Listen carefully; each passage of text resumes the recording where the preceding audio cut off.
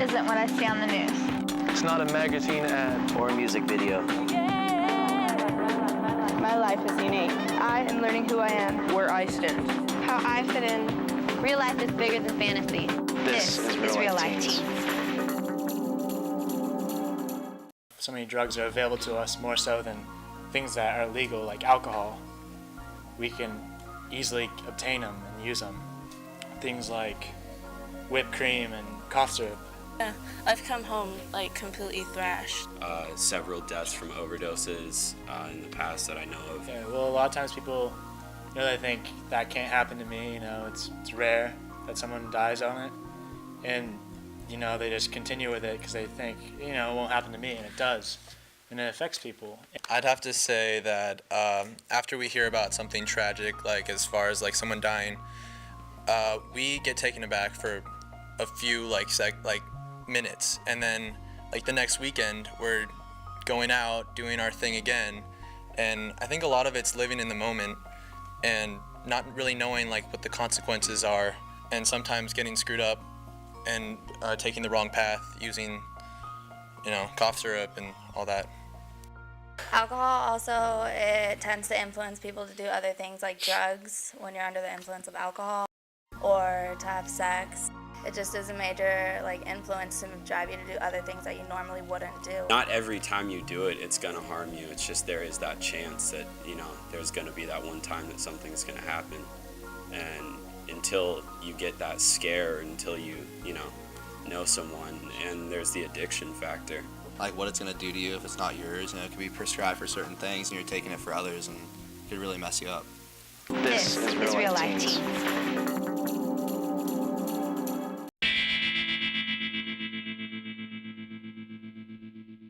Some drugs severely impair a person's ability to make healthy choices and decisions. I know a lot of people who use drugs, but not when you reference drugs, most of the time people think of intense drugs or extreme drugs like cocaine or heroin. One night, it's I just did it one time, so it's not like I'm abusing at all. And then you just keep on doing it, it just stacks on each other. Has an effect on you. I mean, I know, of someone who passed away from it. My family was friends with their family, and it's heavy. It's hard to deal with. And I was with him the whole night, and it seemed fine, everything. We're all having a good time. And then next thing you know, we come inside and he's on the floor not breathing. And it was a pretty tragic moment when you have a good friend of yours overdose in front of you. And not a lot of people really took from it, and it's just kind of scary when you know a lot of your friends that it could happen to them. It's pretty likely that you're going to hear what drug they were using. You hear of a friend of yours using that same drug. Drinking alcohol, smoking tobacco, taking illegal drugs, and sniffing glue can all cause serious damage to the human body. Teens who drink, for example, are more likely to get involved in dangerous situations, such as driving under the influence. I know, because I've had 3 friends that have died from it, and it's not that they were the driver. It's not they won't die. It's the people that are sober, they're the ones that will most likely get killed. The driver will walk away unscathed or something, and it takes a big toll. I mean, it's huge in this valley. Alcohol is a big problem, and a lot of movies portray it hard for high school students to get alcohol super bad. But in real life, any kid in this room can probably call an older brother, an older friend or anything, and they can get alcohol whenever they want, whenever they need it. It definitely causes you to be okay with doing something that's not. I think alcohol is a major part of teens dying in car accidents and stuff. I've actually been in cars where the kids that are driving have been drunk. Today's teens are more likely to abuse prescription and over-the-counter medications than many illegal drugs, and think abusing medicines to get high is safer than using illegal drugs. I think it's really easy to kid yourself, to slip into this abyss of thinking that what you're doing isn't a problem when you're really, really screwing yourself over. Although substances can feel good at first, they can ultimately do a lot of harm to the body and brain. Recently and lately, the only thing I really hear about are hallucinogenics or prescription pills. Prescription pills seem to be a really big deal. According to the data, an alarming number of teens have a false sense of security about the safety of abusing prescription and over-the-counter medications. 2 in 5 teens agree that prescription medicines, even though they are not prescribed by a doctor, are much safer to use than illegal drugs. Nearly 1/3 of teens believe there's nothing wrong with using prescription medications without a prescription once in a while. I personally think that drugs are a problem in this valley, especially like pills and other stuff. But not only are there deaths, there's lives that are changing. Because I've had a personal experience where I was actually with a friend that overdosed. The intentional abuse of prescription and over-the-counter medications to get high is now an entrenched behavior among today's teen population, according to a national study. We have a situation where prescription and over-the-counter medication has become widespread and dangerous teen behavior has become normalized.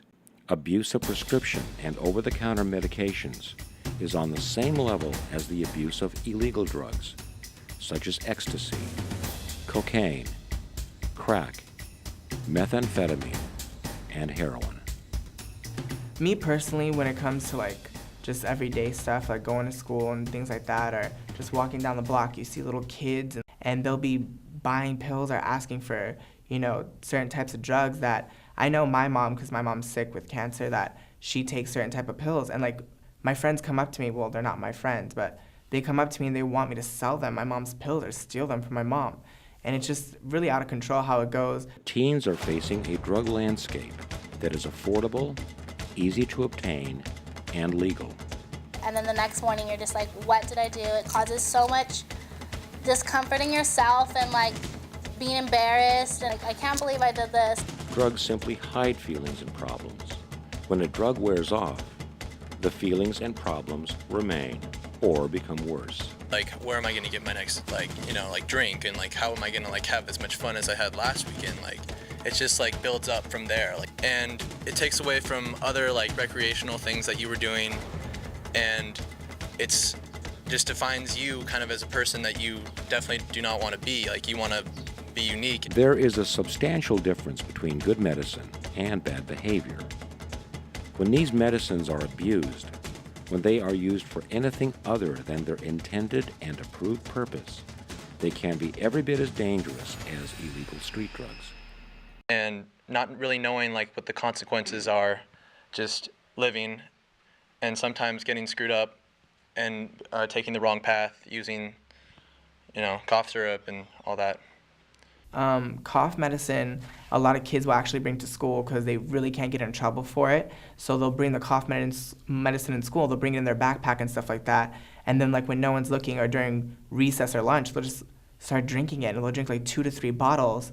So for the next couple of periods they have, they're just relaxed and chilled in a daze. And I think that's just really out of control how it's just getting more and more and more. And actually people are trying to sell cough syrup to you in school. It's really bad. People take drugs just for the pleasure they believe they can bring. Effects can also vary depending on the differences in body size, shape, and chemistry. And it's not really out of the ordinary for someone to be doing it because everyone does it. I mean, it is probably a problem, but I mean, most of the kids that I know that do it, they're not addicted to it or anything. But I think younger kids, they look up to the older kids, and those kids start getting into it, so it's just everyone's doing it, so. Often, it's because someone tried to convince them that drugs would make them feel good, or they'd have a better time if they took them. Some teens believe drugs will help them think better, be more popular, stay more active, or become better athletes. Many teens use drugs because they are depressed or think drugs will help them escape their problems. The truth is, drugs don't solve problems. Others are simply curious and figured one try won't hurt. Others want to fit in. A few use drugs to gain attention from their parents. Okay, so drinking and drugs. Everybody ends up doing it sometime in high school, and a lot of parents try to prevent it. I understand that it's not a good thing, but if kids don't experiment with it and you taboo it all their lives and you tell them it's bad, they're going to end up doing it, and then they're going to become real addicts. And I think if parents just gave kids a little bit of space. Well, I want to comment about the strictness of parents. I live with my dad, and he is not that strict, and I think it's good to not be too strict, because I have some friends that have really, really strict parents, and it's not good, because if you shelter your kids too much, then it's like kids learn through experience. Maybe because my parents are very strict, and it's hard to say that it's like I want to do it because they tell me not to, but it's at the same time it's like I understand it's a bad thing. But you have to understand that when parents are way too strict, it makes you want to do it even more, and that could really lead to problems because that ends up making people want to lie about it and get around the real situation instead of just being able to experiment, and because they will eventually, and it makes it even worse. That's when the real problems will begin. Teens' low perception of risk in abusing a drug can lead to abuse. I had a friend that got into marijuana, and it really became the only reason he woke up in the morning. Well, I've known like a lot of people that have done drugs, and it's sometimes people get caught up in it and they think that they're cool and they want to be cool, and so they do drugs. It was what he did every day, all day. And it was really sad. I've known this guy almost literally my entire life. And just in the last 2 years, he has become a completely different person. Then once they're caught up in it, then it's hard for them to get out, so they just end up doing it for a long time. Really depressing, because I mean we were friends, and now he's all into that and I'm not. So we've lost everything that we can relate to with each other.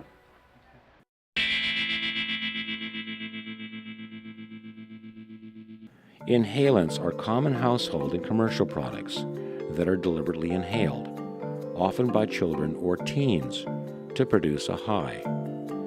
Many inhalants are readily available and cheap. Many can be obtained legally, even by minors. The average age at which teens first try these drugs is 13.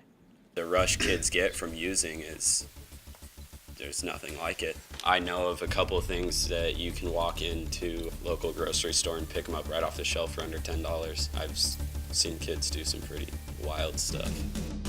I used to walk around, just go to the local coffee shop, and kids will be getting high off of triple C, which is like a cough pill, I think. I'm really not sure, I've never even taken it, but when you steal it and pop a whole bunch of them, it's gone really out of control what kids would do out of rebellion. They just want to be rebellious and be cool and take these pills and do drugs, and it's not the way. It's definitely not the way. Ketamine, like GHB and Rifonol, has a reputation as a date rape drug. These drugs are easily slipped into someone's drink, making the victim easily persuaded and physically weak, or entirely unconscious, leaving them vulnerable to rape, assault, or burglary.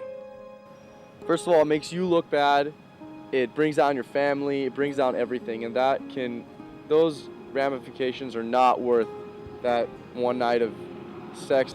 People that put drugs in people's drinks and have sex with date rape,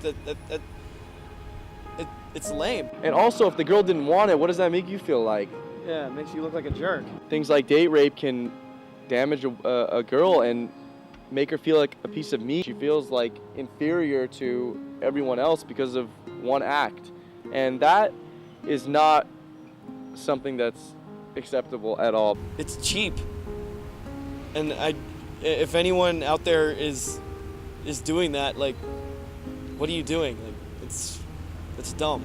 The girl is going to be, forever affected by this. She's going to be a different mom. She's going to be way more cautious of her kids, and she's not going to be able to trust, maybe for the rest of her life, another man, because we at that time, whoever is doing this does not understand that they're actually damaging this girl, not just for that one night. They're psychologically harming them, regardless if they're drunk or not. They know what happened.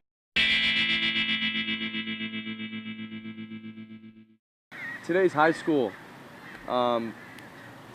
guys especially, it's all about ego. Everyone wants to know who can bench the most, who has the bigger biceps, because they think that determines how many girls they get. The use of steroids can increase muscle mass, strength and endurance, but can also cause water retention, acne, trembling, and high blood pressure. You hear all about, in the locker rooms, they're all talking about, you gotta check this out, try this out. Some users experience feelings of invincibility, which may lead to poor judgment. Other users suffer from uncontrolled aggression or violent behavior, known as roid rage. And you don't really not know anything about it, what can affect your body, how it can alter yourself 20 years from now. Severe mood swings, manic episodes, and depression. There's other ways to get bigger nowadays, or to get muscle in a way. A lot of people are just saying, I want to get big, or I want to get stronger. I mean, in a lot of ways, it's just all about ego and to push it to the limit. You don't want to do that to your body. Liver tumors or jaundice, kidney disease, stunted growth, and heart damage may occur. Today's society, especially parents and coaches, they're always pushing their players. They're saying, you got to do this, you're going to sit on the bench. So, teens, they don't know the exact way how to work out. They're not personal trainers. They don't know what's the right diet. They just want to get big now, the fastest way possible. Teens may experience stunted growth through premature skeletal maturity and accelerated puberty changes. But I mean, what's the point of getting into a good school, getting a good degree, if in the end you screw up your body and it's not how you want it? By the time you're 30 years old, you look like you're 45. This may happen if teens take anabolic steroids before their typical adolescent growth spurt. We've heard about steroids, we've heard about growth hormone, testosterone, all these things out there that kids take and they don't know what it does to you. A lot of kids take it and they have no idea what it does to their body. And I mean, a lot of times there's, different levels, like estrogen levels, testosterone levels, a lot of things that go up and down that you shouldn't be controlling like that. That's all natural stuff that you should either talk to a doctor about or ask questions.